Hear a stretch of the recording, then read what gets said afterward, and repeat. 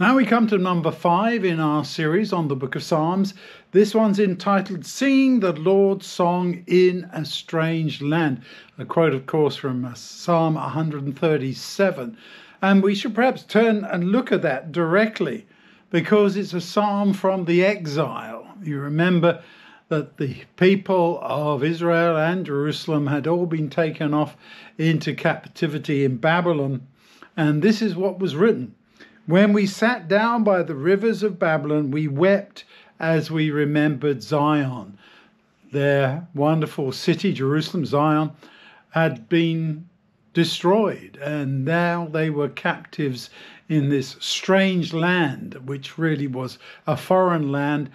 And it says that we hung up our hearts on the willow trees, for those who had taken us captive asked us for a song. Our tormentors wanted us to sing a happy song from Jerusalem, just for entertainment probably, also to kind of point out that you're here and we are the victors. And so the psalmist goes on, how could we sing a song dedicated to the Lord in a pagan land? If I forget Jerusalem, may my right hand forget how to play. May my tongue stick to the roof of my mouth if I don't remember you, if I don't consider Jerusalem my greatest joy. Of course, it's not really there anymore. It's just destroyed rubble. Lord, please remember what the people of Edom did on the day Jerusalem fell, the ones who said, tear it down, destroy it down to the foundations. Daughter of Babylon, you will be destroyed. Happy is the one who pays you back, who does to you what you did to us. Happy is the one who grabs your children and smashes them against the rocks. Wow, that is something, isn't it? How come that's in God's word? We might even be asking ourselves, because it seems to be completely out of harmony with what God would want. But God allows this feeling of great sadness and rage and anger to be there in his book, reflecting the Psalms in all their complexity, because they are part of human emotion. As we think of what this all means in terms of the people there in Babylon, here's a quote from Malcolm Gordon. How can we sing at a time like this, in a place like this, for people like this?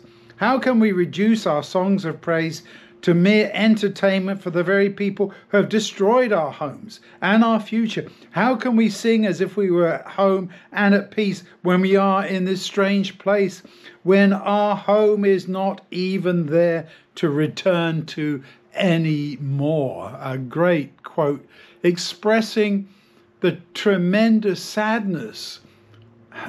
God allowed his people to go into exile in Babylon. They were to learn their lesson. Prior to that, they had thought, well, God can't let us down. His reputation is on the line just as much as ours. But just like Hophni and Phinehas taking the ark into battle, thinking that this magic talisman would guarantee success, no, it doesn't. God allows things to happen so that we can learn. Of course, the people there in Babylon weren't supposed to stay there forever. They were supposed to return. They were given 70 years to really learn what God had wanted them to become. And some did. We have Daniel going in there, and then we have the return under Ezra and Nehemiah and so on. Although many did not go back. In fact, probably most did not go back to Jerusalem to rebuild it, to rebuild the temple and so on. In fact, that's the background to the book of Esther, when this Jewish girl wins this beauty contest and, well, you know the whole story there with Mordecai and the eventual victory, as it were, for the Jews. But the whole point of the story for me is, yes, it's a wonderful victory for God's people, but they weren't supposed to be there, do you see? And we have many other Psalms here. Psalm 79 asks God to vindicate his reputation. Psalm 88 shows the depths of despair, feeling he's already dead, the psalmist. Psalm 69 said he's drowning.